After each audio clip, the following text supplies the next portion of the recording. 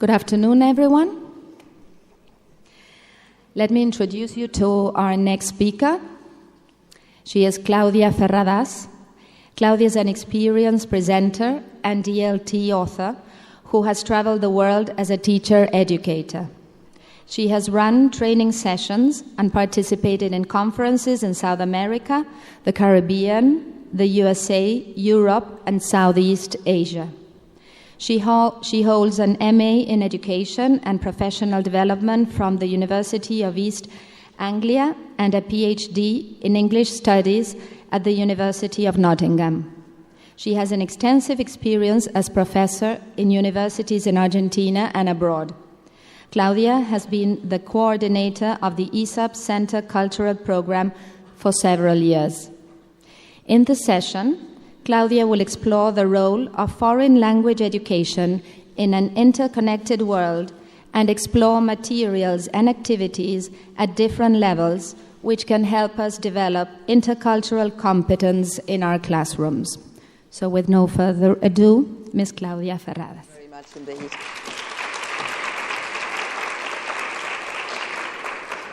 Good afternoon, everybody. Thank you very much for being here, and I'll do my very best so that you don't have a nap after lunch during this session.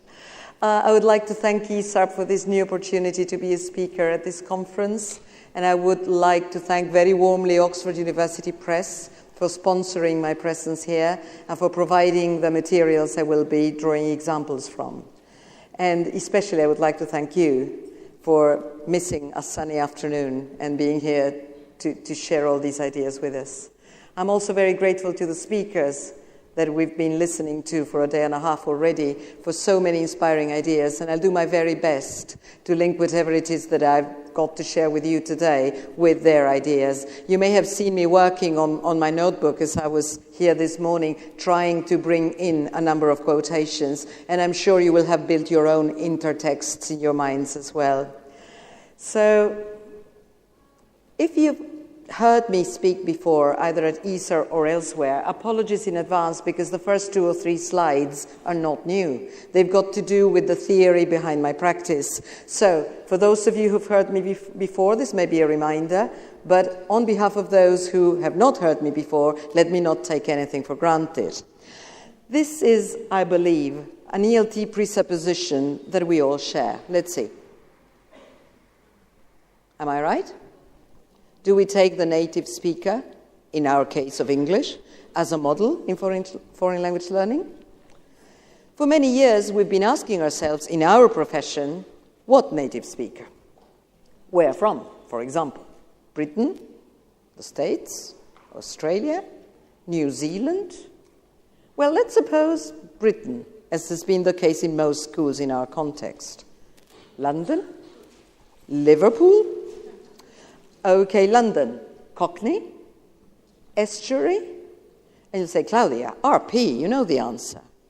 And then I'm not going to be talking about RP and whether I'm for or against it, and we all know how important standards are, especially if our students are going to get a job using English and they're going to pass international exams. I'm not even going to open that discussion this afternoon. However, what comes together with whatever choice we make is the following presupposition: that it's not only the pronunciation or the vocabulary of a certain variety of English that we adopt, but that we are somehow supposed to give meaning to what we say in the same way a native speaker would. And how often have you found your teachers telling you, as I have found mine, think in English? And you're probably saying, well, I do, Claudia, I do. I even dream in English sometimes. And if you speak more than 2 languages, probably you dream in, I don't know, German, Portuguese, Japanese, whatever it is. That's fine. But not every learner is at a level where this is possible, and he or she may never reach that level. And what's more, this is what scholars have called linguistic schizophrenia. I cannot be someone I am not. I am a native speaker of whatever language or languages it is, because you may have been brought up in a home where you think of more than one mother tongue for reasons of, bilingualism in the family. But with the exception of that position, very probably you have one language that you consider your mother tongue, the language that you go back to when you're under pressure, when you're suffering pain, and then you need to think twice to express your pain in a foreign language. And then you can, of course, very fluently, as an expert user of the language, provide your meanings in English, communicate your meanings in English. But that doesn't mean to say that your meanings are exactly the same meanings as a native speaker, wherever he or she comes from, would give those utterances. Because, as they say in California, el que habla dos lenguas vale por dos. And if you're plurilingual, you're worth 3, 4, 5 times, and your thoughts will be limping from one to another language and saying, what's the word in my mother tongue? Am I right? Is this the way it feels? So this brings problems the minute we say we are aiming at full bilingualism. We want our students to provide their utterances with the meanings that a native speaker would attach to them. That is perhaps impossible and maybe undesirable. Food for thought. Because Bonnie Norton, Canadian scholar, tells us that there's no way we can separate language from identity. And today, scholars don't speak of identity in the singular anymore. They keep telling us that we all have multiple identities, no matter how many languages we speak, and that these identities are in constant flux, constantly changing. So much so that Clifford will say, do not teach, and do not ask, where are you from? Ask, where are you between?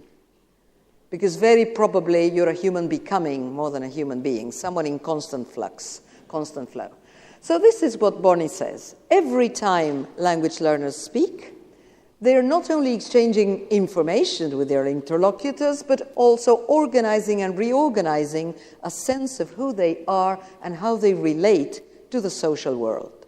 To put it in a few words, they are engaged in construction and negotiation of their own identity. We all are. It's not the same to express what we feel in Spanish, in English, or in any other language. It doesn't feel the same. It doesn't come out the same way. Am I right? And we may want to shift from one to another. And when we're among colleagues who are all bilingual, we code switch all the time, don't we? ¿Cómo elicitas esto? Have you heard yourself saying that? You say, we're even inventing a word. We're conjugating elicitar because we love elicit in English. So this plurilingualism, we are told by the Common European Framework, for example, is nothing to be ashamed of. This mixture of codes makes us richer and resourceful rather than bad speakers of whatever language. It shows that we can use whatever codes are necessary for the specific communication situation we are talking about, and that we are negotiating our identity the minute we open our mouths. So, Claire Cramsh, back in 93, look, 20 years have gone by already, was saying, learners have the right to use the foreign language for purposes of their own. And very probably the purposes our students have, and even ourselves, have to do with expressing our own culture, our own needs, our own identity. Whereas we spend most of our teaching time, or at least I did, and I know of lots of teachers who still do, teaching about the other, the one who's a native speaker of English. And there's nothing wrong with that. But are we equipping our students to speak about themselves? Can they explore the English language in such a way as to find the words to tell the world, on the internet maybe, in a blog, or on a YouTube video, who they are? I'm leaving the question open. Now, what we are aiming at today is not so much imitation native speakers, but what has been called for several years now, intercultural learners. If you've read Michael Byram, who was the leader in this movement, you may have heard this term 1,000 times. I'm not quoting Michael Byram this time, but John Corbett, who will be here very soon for the FAPI conference, and who has published books that have to do with activities in the classroom to aim at intercultural awareness. And this is what he says. If our learners are intercultural learners, what will they do? Well, they will be linguistically adept. Notice that he's not saying we shouldn't worry about proficiency. No. He's not saying we shouldn't worry about accuracy and fluency. That is still our job. That hasn't changed. But he's adding something. He's saying that maybe our students will never be native speaker proficient. Maybe they will, but maybe not. And they will have skills that enable them to identify cultural norms and values which underlie whatever texts they read, whatever videos or CDs or audio or MP3 they listen to. And they will notice behavior in the groups he or she communicates with in the foreign language, and they will have to take a position as regards that behavior. It's not neutral. When I was a student, I remember that whenever I opened the book in English, I had this feeling of inferiority, of being a third world country inhabitant who somehow had to learn better English to try and imitate the people on the other side who knew better. And I could never reach that native speaker kind of behavior and meanings. And what's more, I had to grow up to become more critical and say, do I want to be like that? Because maybe there are lots of things in my culture that I'd like to change, and there certainly are. But there are others that I'm very proud of. And why can't I find the words in English, or in any language for that matter, to communicate that, those multiple identities, critically? Critical of the other, critical of myself, respectful of both. And this is what we are talking about today. What Guy called the other day disposition, or if you like, outlook, or if you like, attitude. We're going beyond the language system, which we are still teaching, but I'm not going to be dealing with. We are still doing grammar, we're still doing vocabulary, we're still correcting their pronunciation, of course we are. But we are also making sure that our role within education is more than teaching a language. It's encouraging a certain attitude, a certain disposition that has got to do with respecting the other, but also being critical and respectful of the self. Now, this is in our official documents. And I know there are people here from San Luis, people from, is Entre Rios here? Córdoba, Chipoleti, any other jurisdictions, any other regions? Provincia de Buenos Aires, of course. Well, Mendoza. So we could mention each and every curriculum design. Some of them are still in the making. Others are ready. But they all seem to agree with this, which in our local curriculum goes far back to 2001. Look at that date. This is a curriculum design whose pre-document preceded the Common European Framework by 2 years. It was written in 1999 when the framework was published in 2001, same as the local diseño curricular.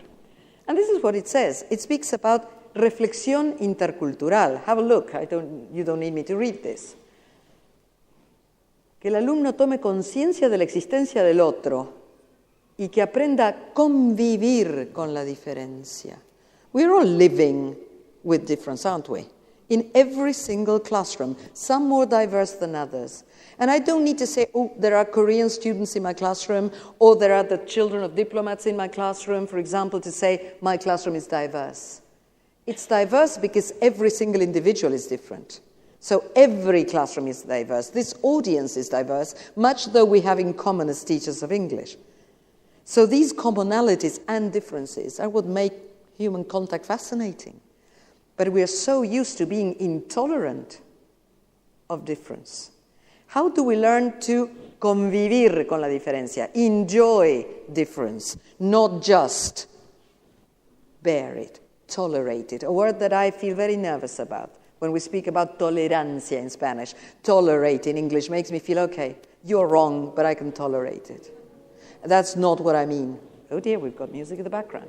So notice that it says at the bottom that learning a language has to do with constructing your own sociocultural universe.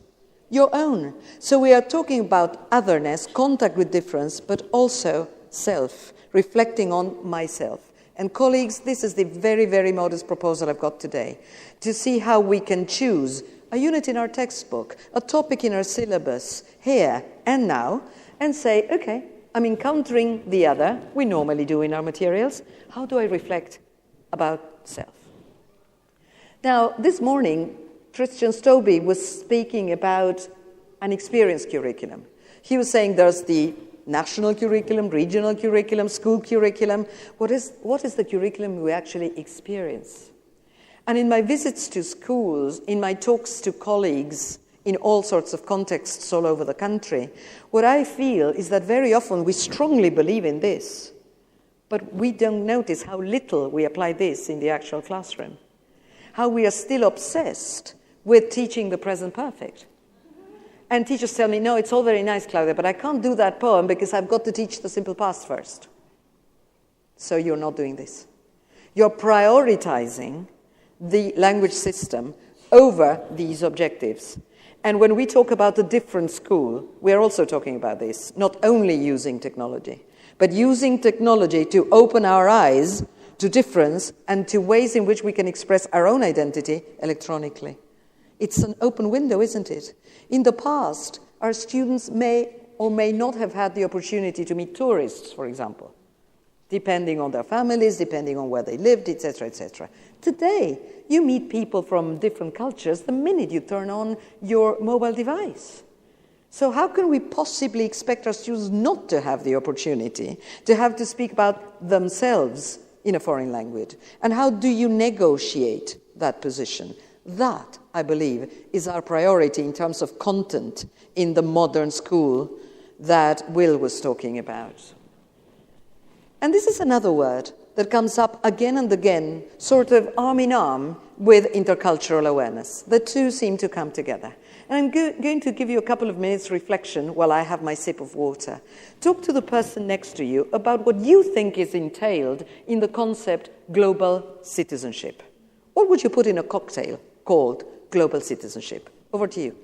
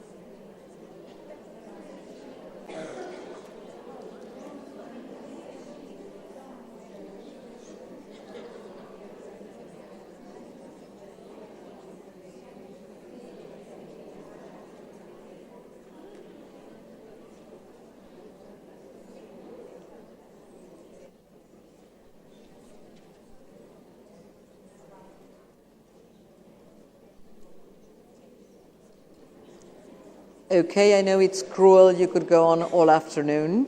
Could you just, loud and clear, tell me a key word that has come up in your discussion? No boundaries. Culture? Uh-huh. Can you hear at the back? No? That we...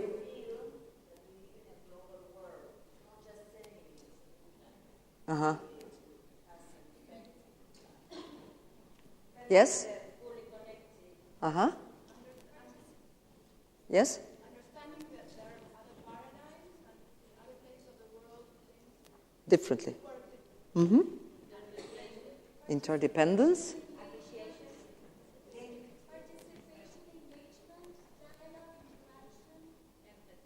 Mm-hmm. They're all very positive, aren't they? Is that always... Access. Not everybody's got the same access. In the global village, we live in different villages, don't forget. Inclusion. Both share global citizenship and keep the local identity anchored and strong as well.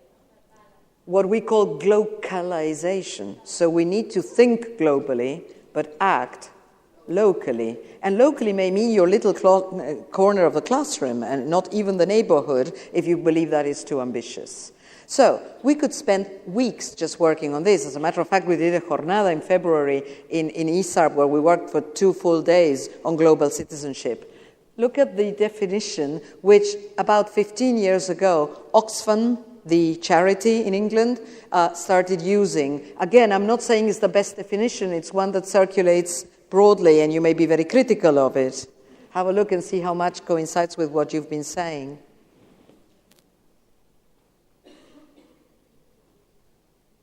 Responsibility came up. Understanding. Injustice and inequality, notice that they are acknowledged. You talked about inclusion. Evidently, this has got to do with that. Safeguarding the future of those coming after us. And how much of that do we actually do in our everyday practice, or are we always blaming politicians? A very Argentinian shrugging shoulders behavior, if you ask me. No, it's always somebody else's fault. So, we are talking about responsibility. We are talking about doing, taking action. And that is not just left for the specific subject you may have at school dealing with this. You, as teachers of the language of international communication, have an enormous opportunity to open up reflection and communication on these issues. And this is what I will try to do today with very simple tasks that may be part of the classroom at every level. The questions I've been sharing with you, and you may have seen me ask these questions 1,000 times before, still remain the same.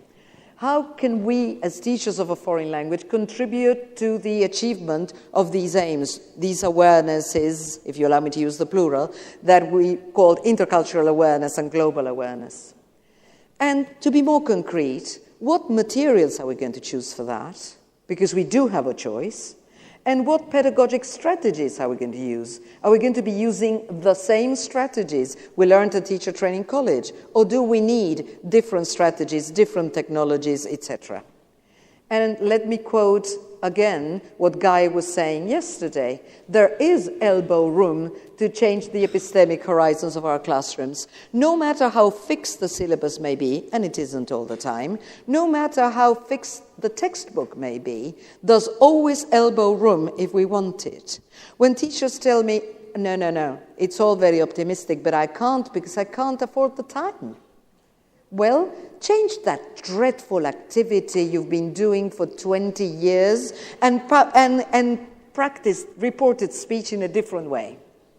Instead of having reported speech through an exercise, how about getting a character in a Nigerian story who is in dialogue with another character, report that from the point of view of an Argentinian and see what happens. How aware are students of the point of view of an African, as similar or different from our own? And when I say African, that's all wrong. African from where? And even within Nigeria, as Chimamanda Adichie says, how many stereotypes are you applying to me because you see a black woman speaking? She says in the TED talk. And she says, you apply stereotypes, and it's not your fault. It's through the media, it's through what you know. You call me poor. You expect me to be perhaps illiterate. And she said, stereotypes do have a bit of truth in them, but they are incomplete. So how can we reflect on stereotypes about ourselves and about the other in the story by doing a reported speech activity? Do you see my point? It's not adding to your load.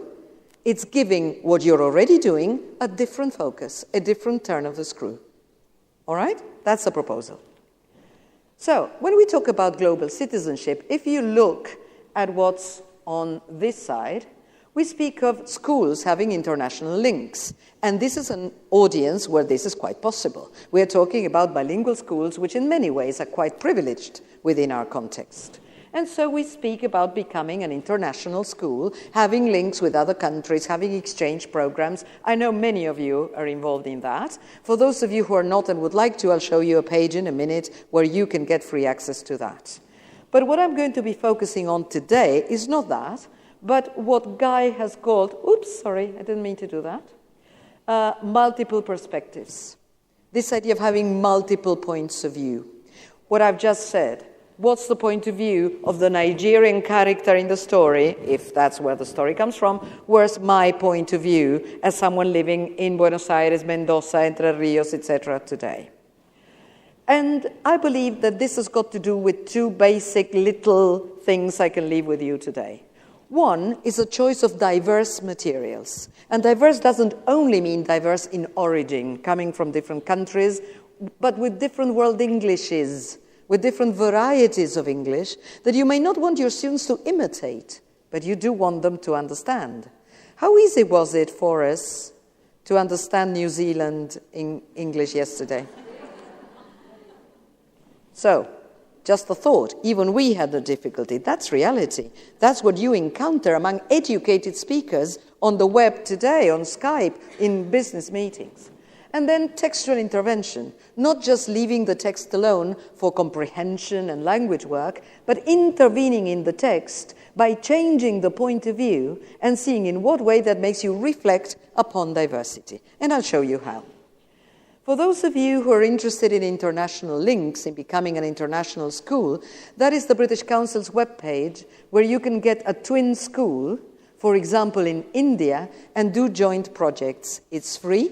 And all you need to do is contact the British Council locally, and they will find a school for you and help you with projects that last no more than 6 weeks. If you're already involved in this, you don't need this advice at all. But if you're not, maybe this is an opportunity to get started.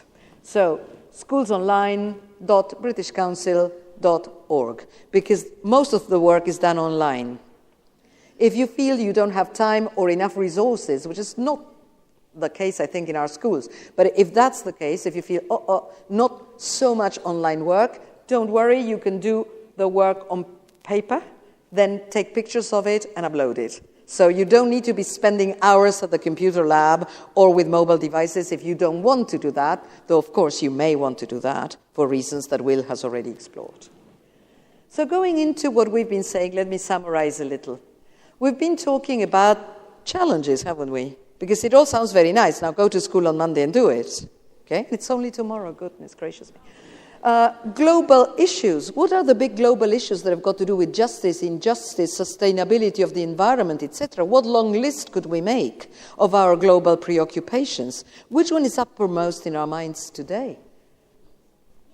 How to keep peace. And you may say, well, Syria, how does it affect me?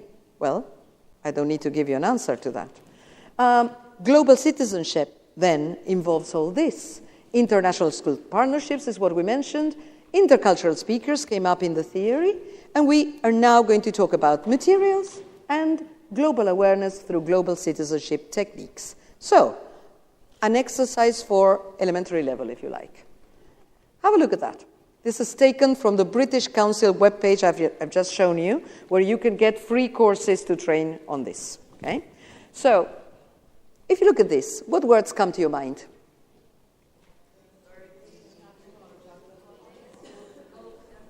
Okay. Are they positive or negative? Now look at this. I've cropped the picture, something that you can do so easily on your computers. Or if you have an interactive whiteboard, fantastic. You even drag a kind of screen and disclose the picture little by little. But it's the same picture, only it depends on how much of the picture you look at. And so by simply choosing this picture and practicing descriptive language, you're developing awareness of the fact that just as you can look at the jungle and say, how beautiful, you can also look at it and say, are they depleting this jungle? Are we doing away with their resources to get paper, for example, or wood for our cabinets? And I can even give it a further turn of the screw. I can make the picture smaller and ask our students, suppose you were the photographer, and instead of focusing on what you've got, have a wider picture, broader range. What do you think has been left out? Oscar Martinez, a Colombian photographer, does this all the time. He shows you digital photography on one of those digital portrait frames, and then as you're looking at the picture, you start seeing all he left out, all that's in the backdrop behind the photographer. He goes 360 degrees all around his standpoint, and he starts showing you what you don't see. How does that change the picture? This has to do with visual literacy, which is a very important skill as well. And again, we could spend all afternoon talking about it. But you can link visual literacy and the language you're teaching to global issues, to issues of sustainability, of awareness of how other people live, and what action we could take. Look at those children. Would you advise your students to join Greenpeace, for example, and do something like that? I don't know. Now, this is a photograph taken in Buenos Aires. And I've done exactly the same thing. Only I've covered it instead of cropping it. What do you imagine is on the other side, if this is Buenos Aires?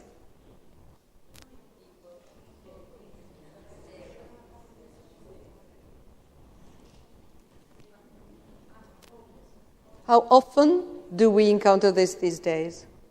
All over the place. Now, how often do we actually see it?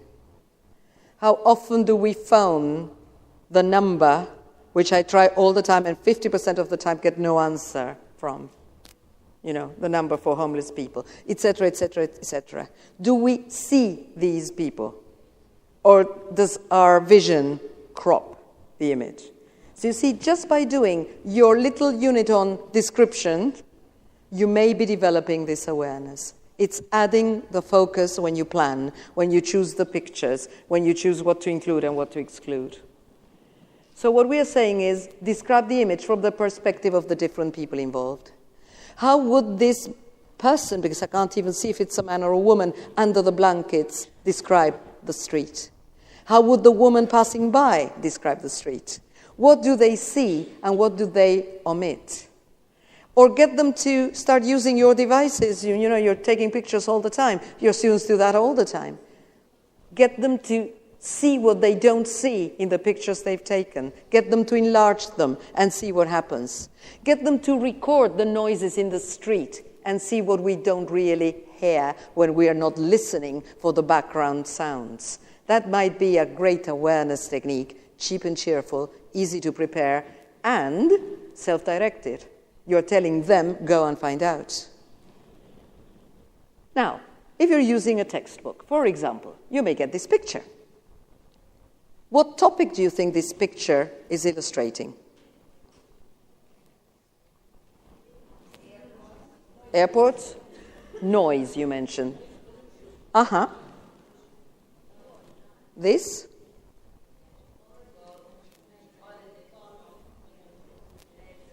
Very positive then. Mm-hmm.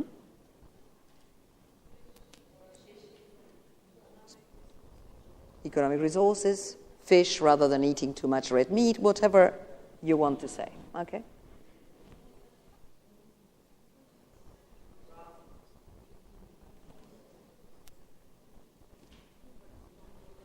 Been there?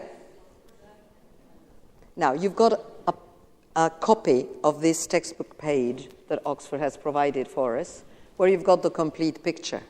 How does it change when I do not intervene it and I see the captions that the photographs have? Let's have a look, for example, at the one of the golf course. Golf courses for tourists take water away from the local people who need it. Had you thought about that? Because probably where we have golf courses, that's not a problem. But it is a problem in many Arabic countries, in many African countries, where hotels have these beautiful golf courses and people have to walk 5 miles to get water. And we don't think about it. So it's opening our eyes to how a picture may mean something else. That's the caption. And then what you've got next to it is 2 people and a little speech balloon. Your students don't need to have a very advanced level of English to fill the speech balloon, do they? And you've got the golfer. What would he say? And what would this guy who's carrying the canister to pick up water miles away say? You see, we're basically doing the same thing, taking different points of view, and we don't need much English for it. But how much awareness are we developing through a couple of lines in English? Do you see my point? And this can be done with all the other exercises, where you just need 1 sentence in a speech balloon. Another picture, which I took from the net. What do you think these people are doing? Riding a bike, maybe?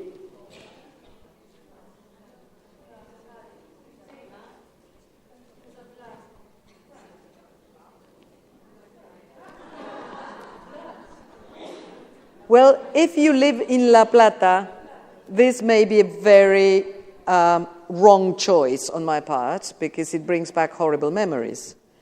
But again, what do we see?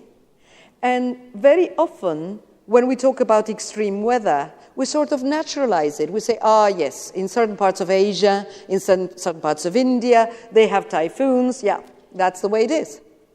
Is it? Are we making it worse?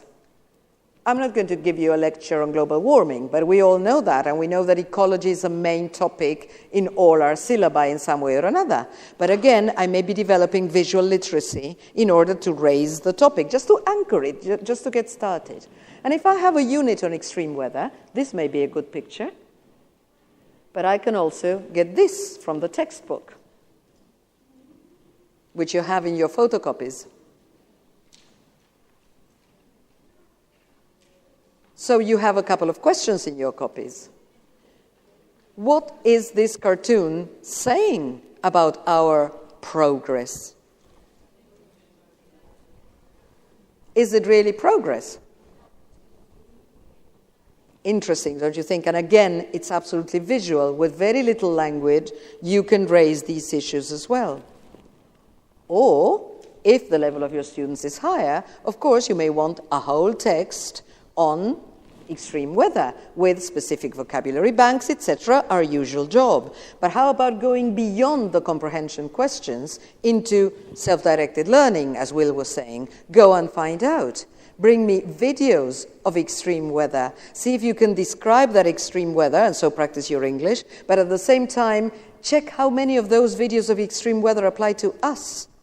And what could have been done about it in La Plata, for example? Is it all the Sudestada's fault? Or do we have something to do about it in terms of corruption when people build things that are not really authorized, for example? Because our students are going to be the leaders of tomorrow who will make those decisions. So instead of shrugging shoulders and saying, because all politicians are corrupted, who are the politicians? Where have they come from? What schools have they been to? So maybe we need to give this a second thought.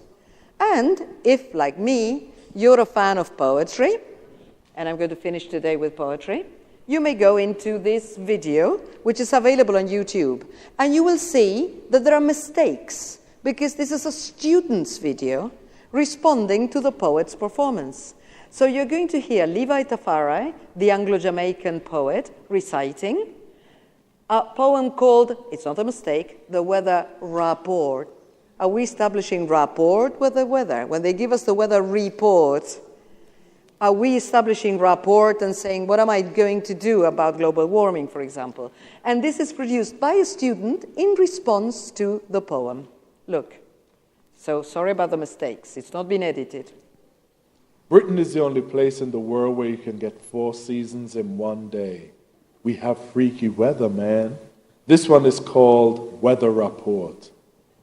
Sorry we can't bring you the weather report. You see, the weather ain't gonna be what you thought. Well, what will happen from week to week? We don't know, because the weather is doing the freak. We don't know whether the sun will shine. We don't know whether there'll be a hurricane. Don't know whether we'll get sleet or snow. Don't know whether there'll be a shower of rain. Don't know whether fog will show its face. Don't know whether frost will take a hold. Don't know whether temperatures will soar. Don't know whether it will just stay cold. The snow starts to fall through the sunshine. The rain begins to dance. At the same time, the wind starts to blow, creating a song, a confused state of affairs. Well, the weather's gone wrong. The man plays the part and they make things worse, all because they want to fatten their purse. And that wraps up this report for this week. The outlook, the weather's still doing the freak. That's a Portuguese student with 3 hours of English a week, producing this video in response to the performance he has heard Levi Tafari do. And this is where you can get the poems by Levi Tafari and some glossaries for free, etc., and some recordings even. But the important thing here is that the student is responding with his or her own self-directed learning, using technology in response to what he has heard, appropriating the poem. Time is almost up, but I'll take a couple of extra minutes because we started a bit late, if you don't mind, just a couple of minutes. This is a picture that you can find in one of the units you've got in your handout. And once again, I would just use the picture. And where do you think the picture comes from? You see, this is a black woman, it could be Africa. Could it apply at all in our own context? And that's where we give it the turn of the screw. How would it apply here? Could you take a similar picture here? How fair is this kind of work? And you've got a poem on your handout. I don't have time to read it in detail, but basically what it's asking is why the old woman limps. The old woman is 60, so it makes me worried, close as I am to that age, that she is called an old woman. But anyway, that also has to do with culture and context. How old are you at a certain age, depending on the life you've led? That may also be something to open up for discussion. And above all, not to naturalize this idea that if I live in an urban area, then the world is urban. And not to naturalize this idea that the women who do all this multitasking, all this work, feeding the children, cleaning the house, and then working the land are only women. It makes you wonder how many men we've had on stage and how many women are in the classroom. Just opening the question, how we are naturalizing that. How many men can still become researchers and directors, and how many women will forever stay in the classroom, whether they like it or not, because it may be a choice, because we have so many other things to do. Just opening the can of worms. And Tristan was saying this morning that we suffer from spectatoritis. And I think that is what happens. We are bombarded by images like the one we've just seen on the media, and we're just naturalizing, yeah, this happens. Yes, this happens. Could it be otherwise? That's the question we need to ask, and lose the capacity for compassion and empathy that Guy was talking about. Are our views culture-bound? Perhaps. If this picture was shown in Africa, people would normally take it as something natural. Do we want to take it naturally?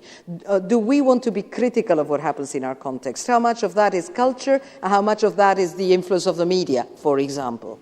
So, to close, I thought that given the topic that is worrying us these days and that we started the conference with, I chose this unit from the textbook where you can see a child playing with a very common toy for kids. For boys. Am I right? A warplane. And I would like to go over the poem, which you've got in your handouts anyway, because I think it's got so much to do with compassion, with empathy, and with different points of view, what our keynote speakers have been talking about. I face him. I don't like him. I hit him. He hits me. We go on till one calls stop. I find a stick and make myself stronger. But so does he. Think of something else. I sharpen the stick. I shoot it from a bow. He lies still. I don't think I meant that to happen. Now I fire lead. It makes a mess and hurts. But I don't have to see his face. Too far off. I drop death from the air. I can't see him, but I know he's somewhere hereabouts.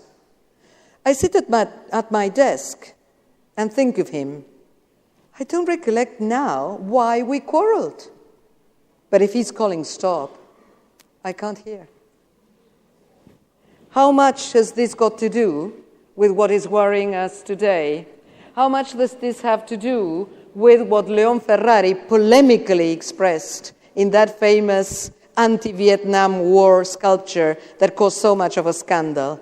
Politically incorrect for the classroom? I don't know, maybe. I think it's a thought-provoking sculpture which has a lot to add from our point of view, from an Argentine artist's point of view, to what this poem says from a different point of view. And this, of course, is linked with what Pope Francis said yesterday. War always marks the failure of peace. It is always a defeat for humanity. And I know we can do something, little though it may be, against that possibility for defeat. Thank you very much indeed.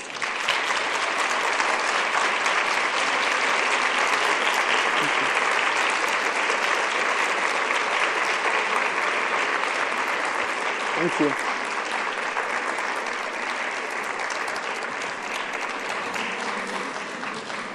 I must leave the room, but I'll be around for questions if you want me, okay? Thank you very much.